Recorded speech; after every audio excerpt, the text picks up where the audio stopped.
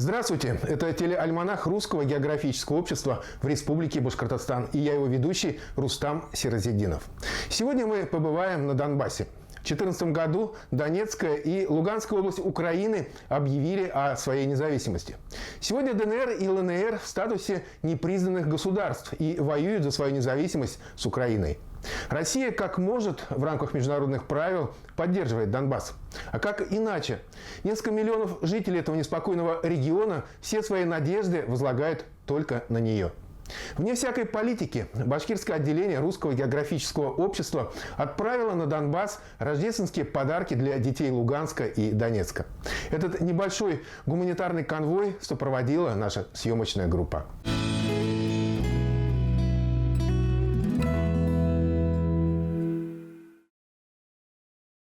Около 2000 километров туда и столько же обратно. И куча сюрпризов на дороге. В Татарстане наш Ларгус потерял копыта. Двигатель просто заглох и перестал заводиться. Получается, либо была детонация, либо был хороший удар по клапанам. Спасибо друзьям из города Октябрьске. Через них вышли на местного умельца, настоящего профессионала Михаила Фомина. Бывший десантник, байкер, узнав, что мы едем на Донбасс с гуманитаркой, просто совершил чудо. Полностью перебрал двигатель, заменил все сломанные клапаны, одним словом, вновь поставил нас на колеса. И даже пожертвовал своим днем рождения. Друзья приходили с поздравлениями в его сервис. Проблема заключалась в некачественном ролике, который просто перепрыгнул и сломался. Из-за этого перескочил ремень и загнул клапана. Кстати, пока наша машина находилась в ремонте, мы времени не теряли. Посетили местный дворец спорта. Уже несколько лет здесь, на базе дворцового бассейна, существует дайвинг-центр Монте-Кристо. Его основатель и руководитель, инструктор по дайвингу Андрей Гутеров, сумел за эти годы объединить в клубе около 200 дайверов и фридайверов. Я у инструкторов кросса по заданию центрального офиса принимаю. То есть из одной ассоциации к МАС переходили в НДЛ, я принимал именно практические занятия в воде. А по фридайвингу приезжали мастера из Стрим Подмосковья, они вот ребятам проводили мастер-класс. К нам приезжают из Египта инструктора, я приглашаю, тоже мастер-классы проводят очень активно. Поэтому присоединяйтесь к нашему дайв-центру Монте-Кристо, будем очень рады.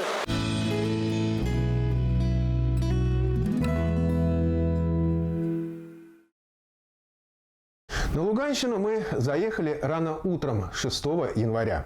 Дорога от границы до города Антрацит показалась настоящим адом. Конечно, на танке или на БТР в этих краях ездишь с комфортом. Однако на даже самой комфортабельной иномарке пятую точку снесет напрочь. Антрацит – шахтерский город. Именно здесь добывали во времена Союза самый ценный уголь. Сегодня Антрацит не такой, каким был тогда.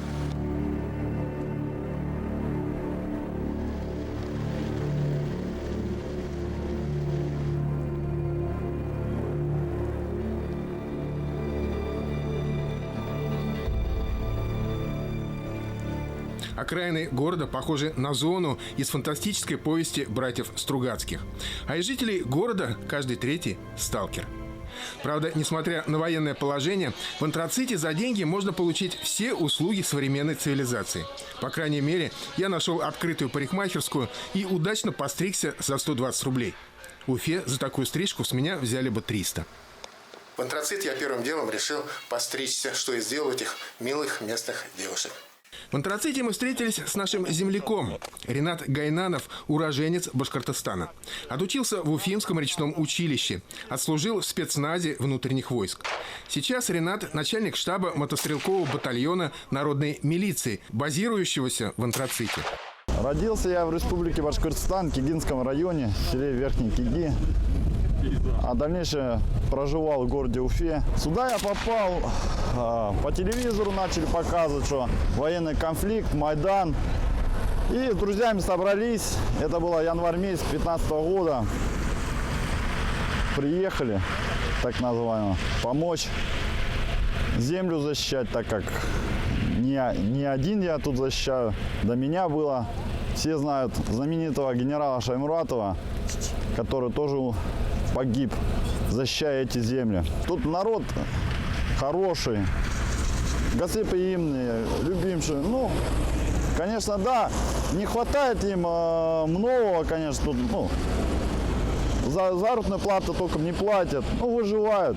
А люди тут шахтеры, работяги, как говорится. Работали на шахте, а сейчас в руки оружие взяли они. Домой планируешь вернуться вообще? Конечно, Когда? скоро очень. Так как друзья же приехали сегодня, точнее уже позавчера, погостили. Мне приятно, что приехали. На памятник съездили генералу Шаймурату, в школу съездили. Спасибо огромное, конечно, Башкирии, огромное Реду, вам, детские дома за гуманитарную помощь. Как бы, это очень приятно. Ну, родственникам можешь привет передать, кстати. Родственникам. Да у меня с родственниками сестра, брат. Вам огромный привет. Скоро приеду, увидимся.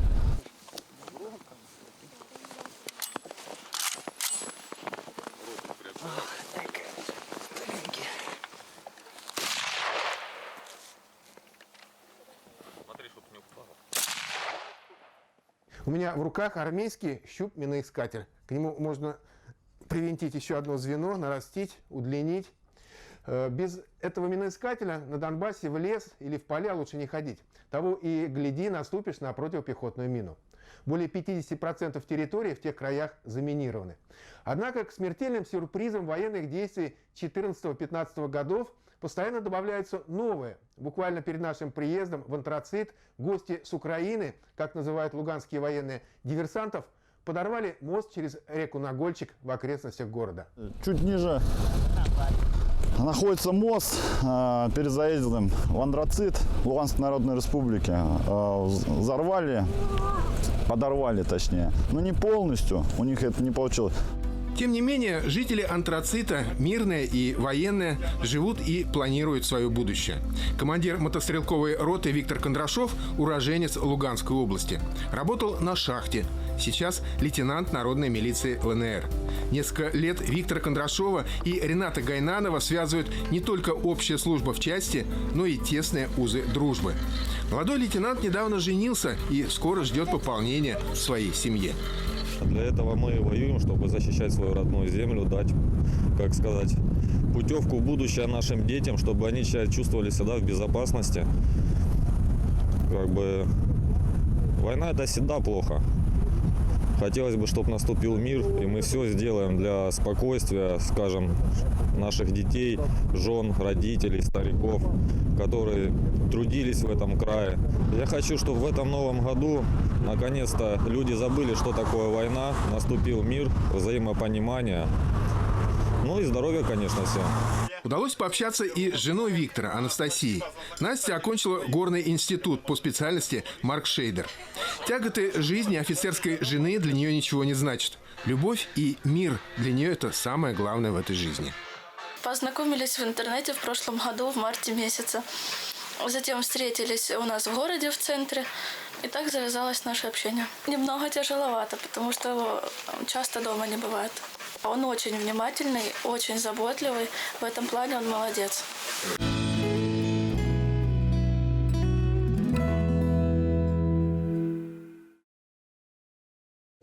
Стало плоти слово ради наших бед, Рождество Христово, в вечной жизни свет. Родился в городе Христос, пришел с небес Спаситель. Он мира князь, он царь царей, он неземной учитель. Антрацитовский центр социально-психологической реабилитации детей носит название «Аннушка». Директор центра Анна Стеценко сейчас на пенсии. Всю свою жизнь она отдала детям из неблагополучных семей. К сожалению, мы не смогли с ней встретиться в этот приезд. Но общение с детьми Аннушки компенсировало всю тяжесть нашей поездки на Донбасс. На Донбассе сегодня уже меньше верят местным, да и внешним политикам. Тем не менее, верят в Россию и верят в Бога. Для этих малышей есть один спаситель – Иисус Христос. Они надеются, что рано или поздно Боженька образумит их мам и пап, и они смогут вернуться в родные семьи, а на Донбассе воцарится мир. Привезли вам сладкие подарки от жителей Камускалинского района. Некоторые мамы забыли, что детям надо в школу идти. И дети гуляют, просто по городу ходят. Естественно, учителя забили тревогу, нашли ребенка, привозят. Потому что мама праздники, сами понимаете. Рождество Христово на душе светло, праздника святого, солнышко взошло. Здравствуйте, дети, здравствуйте, гости дорогие. Вы меня узнали? Снегурочка зовут меня. Я рада встрече с вами. Всем нам очень нравится елочка красавица. Скажем мы ей громко: здравствуй, здравствуй, елка. Кто пришел, что принес, знаем кто. Дед Мороз, седой с бородой, он нам гость дорогой, он нам елку зажжет, с нами песню споет. Дед Мороз спешит, он на елку, он не устал, не зовет. Ведь быстрый салат везут его из сказки. С Рождеством Христовым!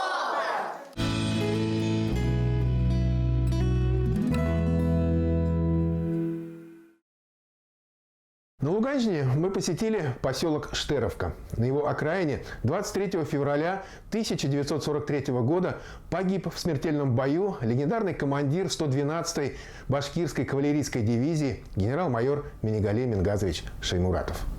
В Штеровскую среднюю школу наш гуманитарный конвой завез подарки от Кармаскалинского местного отделения Русского географического общества в Республике Башкортостан. Много лет уже мы чтим память о легендарном генерале Шаймуратове.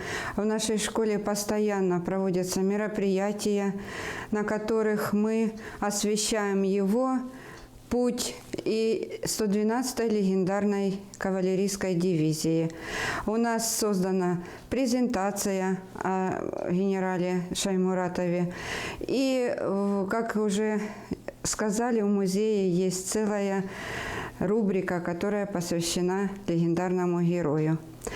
И мы очень рады тем, что люди Башкортостана тоже к нам относятся очень с доброй душой.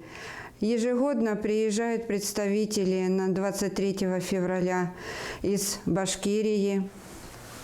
И также мы ежегодно получаем подарки от жителей Башкортостана. И вот сегодня мы тоже получили новогодние подарки для детей. Мы очень благодарны жителям Кармаскалинского района, где именно и родился генерал Шаймуратов. На Донбассе глубоко чтят память о нашем знаменитом земляке. Его могила сегодня находится в городе Петровске.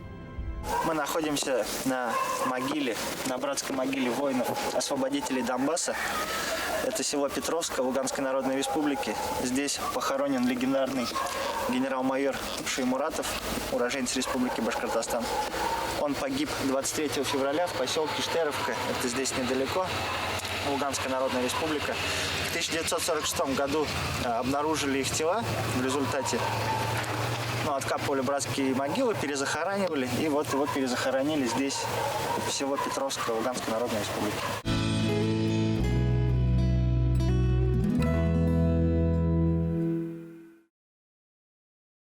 Из Луганской Народной Республики наш конвой в течение дня переместился в ДНР.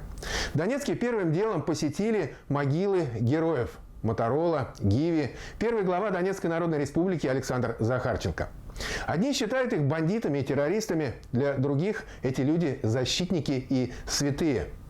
На могилах многих защитников ДНР и ЛНР не настоящие имена и фамилии. Как во внешней разведке, у каждого из них свои легенды. Таково правило, и эти люди заслуживают самого глубокого уважения.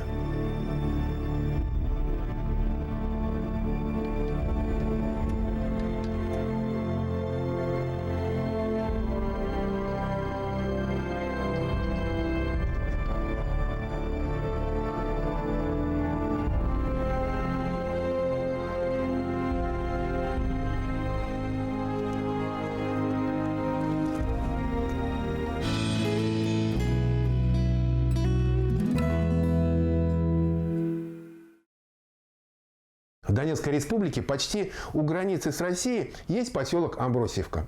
Мне пришлось побывать в нем 2 года назад. Тогда мы тоже привезли в Амбросиевскую школу-интернат номер 4 гуманитарный груз.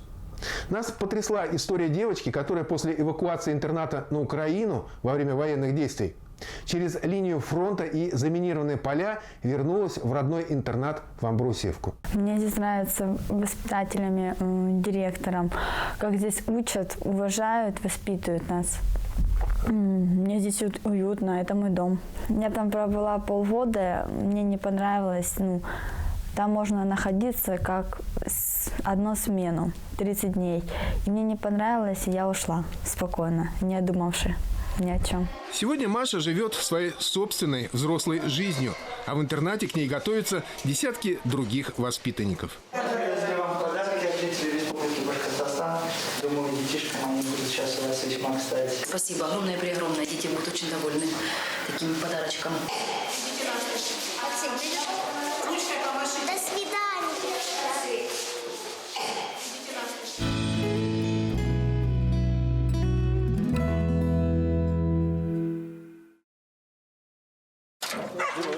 Где вас носит? Здоровенько, здорово. Привет, Дима. Где вы бродите? Здорово. Каждый раз, прибывая в Донецк, мы останавливаемся у наших хороших и близких друзей. В семье потомственного шахтера, заслуженного пенсионера пролетарской шахты Алексея Викторовича Доманина. Его внук Максим, кстати, ждет наш очередной приезд целый год и помнит всех нас по именам. У меня тоже есть квадрокоптер, как у моих бойцов. Вот. Про мечту свою скажи. Я хочу спрыгнуть с самолета и во двор. Попасть прямо во двор. А почему прям во двор? Потому что это моя мечта, чтобы домой не идти. Сегодня в этой шахтерской семье зарабатывает всего один человек – зять Алексея Викторовича и муж его дочери Татьяны Дмитрий Денюков. Старший прапорщик служит в армии ДНР. Доход семьи – около 30 тысяч зарплата Дмитрия, несколько тысяч шахтерская пенсия Алексея Викторовича и его супруги. Пособие на второго ребенка Татьяны. В общем, не сладко. Спасает натуральное хозяйство, которым в этих краях живут почти все. Здесь у нас картошка растет у нас на огороде. Есть мотоблок, обрабатываем огород мотоблоком. Ну и купорга, деревья растут, сад есть, абрикосы там, это самое, вот компоты у нас. Ну, естественно, сами выращиваем помидоры, перец, делаем салаты, томатный сок тоже со своих помидоров. Вот свои помидоры, перец свой выращиваем. Ну, все выращиваем сами. Вот они какие красавцы. Да. А перец вот тоже это самое. Вот он перец. И перец тоже. Можно начинять. Вот закрываем. Надо это самое. Начинил, мяском сварил. Ну, естественно, есть виноград. Вот для себя сделали вино, чтобы виноград не пропал. Отстоится, будет хороший напиток для здоровья, для всего самого лучшего. Ну, все эти продукты, они, конечно, помогают выживать. Естественно, естественно. Цены все-таки в магазинах не такие низкие, как хотелось бы. Цены кусаются. И пенсия не столь высока. Да, пенсия невысокая. Ну, вот так мы живем. В Пролетарском давно привыкли к взрывам снарядов и мин. И взрослые, и дети, и даже домашнее животное. У нас на Донбассе даже чихуа носят форму.